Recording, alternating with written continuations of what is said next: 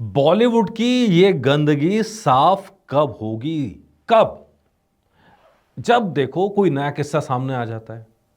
कभी पता लगता है स्टोरीज चोरी कर रहे हैं, तो कभी न्यूड फोटो भेज रहे हैं। यार मतलब चल क्या रहा है? ये चल क्या रहा है? अभी सबसे लेटेस्ट कल से कंट्रोवर्सी शुरू हुई है और आज फुल ऑन ब्लो हो गई है, हर तरफ फैल गई है, अखबारों में छप रही है, टीवी में चर्चा हो रही है, सब जगह बात हो रही है। क्या है ये है फिल्म होम बाउंड, जो कान फिल्म फेस्टिवल गई थी और उसके सिनेमेटोग्राफर हैं प्रतीक शाह। उनको लेके कंट्रोवर्सी खड़ी हुई है और कंट्रोवर्सी ऐसी है कि प्रतीक शाह से जवाब की उम्मीद है, तो उन्होंने अपना इंस्टाग्राम अकाउंट ही डिलीट कर दिया ताकि किसी को जवाब ही ना देना पड़े। अब वेट कर रहे हैं कि उनका जवाब आएगा, उनका वर्जन आएगा। लेकिन पूरी कंट्रोवर्सी क्या है, पहले आपको वो बता देते हैं। भाई ये प्रतीक शाह कौन है? एक तो हमने बताया सिनेमेटोग्राफर हैं, होम बाउंड के अंदर सिनेमेटोग्राफी की है, कंट्रोल के अंदर की है। और होम बाउंड तो करण जौहर की फिल्म थी, तो उनके उनके ज़रिए ये आगे बढ़ा है अभी। तो उन्होंने क्या कहा वो भी बताएंगे। लेकिन कोई अभिनव सिंह है, मैंने उनकी प्रोफाइल देखा, तो प्रोफाइल देख के तो बहुत प्रॉमिसिंग तो वो भी नहीं लगा है पूरा।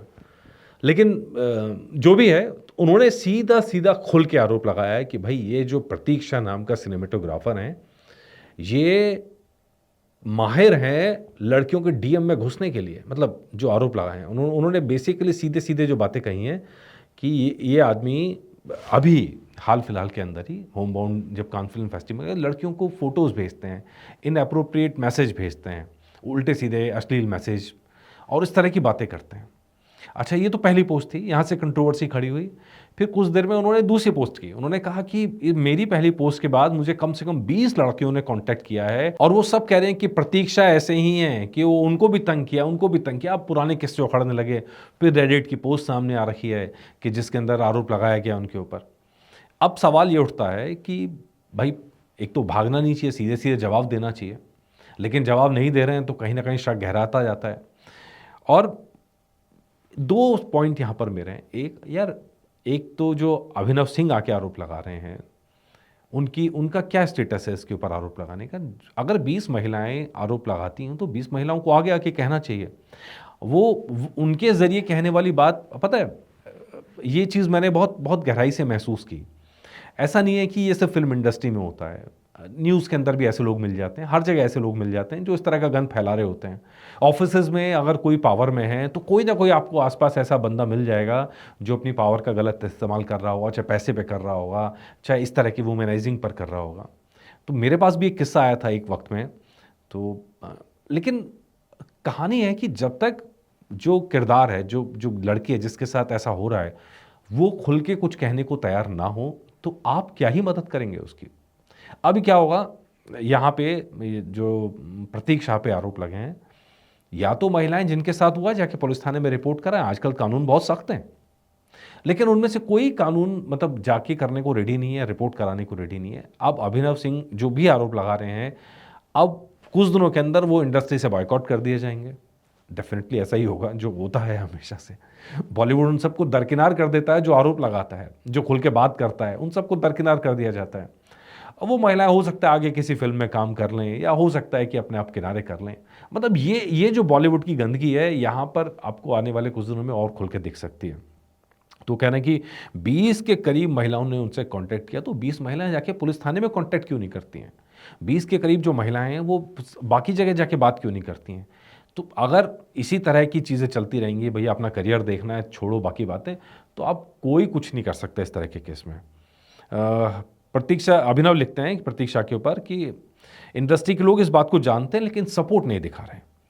वो प्रतीक को एक प्रीडेटर कहते हैं, और प्रीडेटर वो व्यक्ति होता है जो लड़कियों को अपने जाल में फांसने की कोशिश करता है। आरोप बहुत गंभीर हैं यार, बहुत गंभीर हैं। और हम सब जानते हैं ऐसे केस ना पहली बार सामने आए हैं, ना ये आखिरी बार सामने आए हैं। लेकिन जितने भी केस सामने आते हैं वहाँ घूम फिर के बात वही होती है कि यार जब तक केस दर्ज नहीं होगा पुलिस क्या कर लेगी, कानून क्या कर लेगा। ये यहाँ पर भी अब बात लागू होगी। खैर, अभिनव सिंह के आरोपों के बाद हम बता ही चुके हैं, प्रतीक बाबू ने अपना इंस्टाग्राम अकाउंट ही डिलीट कर दिया ताकि किसी को जवाब ना देना पड़े। लेकिन भागेंगे कब तक? अब सवाल उठे हैं तो सवाल तो पूछे ही जाएंगे, उनसे भी पूछे जाएंगे, उनको आगे आके कहना चाहिए। इसके अलावा जो बड़ी मज़ेदार चीज़ें आ रही हैं सोशल मीडिया पर, एक और फिल्म की प्रोड्यूसर रिया जैन है, वो कहती हैं कि प्रतीक ये सब कुछ 4 साल से कर रहे हैं और कुछ उन्होंने भी अपना इंस्टाग्राम अकाउंट पर कुछ रेडिट के स्क्रीनशॉट शेयर किए हैं और जिसमें प्रतीक के बारे में कुछ लड़कियां बात कर रही हैं। लेकिन मेरा वही कहना है, इंस्टाग्राम पे बात करने से क्या होगा? मी टू अभियान हमने कितना देखा, बॉलीवुड में कितना चला, लेकिन नतीजा क्या निकला? अगर किसी को कुछ करना है तो सोशल मीडिया पर ना करे, कानून के पास जाकर अगर किसी को शिकायत है कानून के पास जाना चाहिए, पुलिस में रिपोर्ट करानी चाहिए।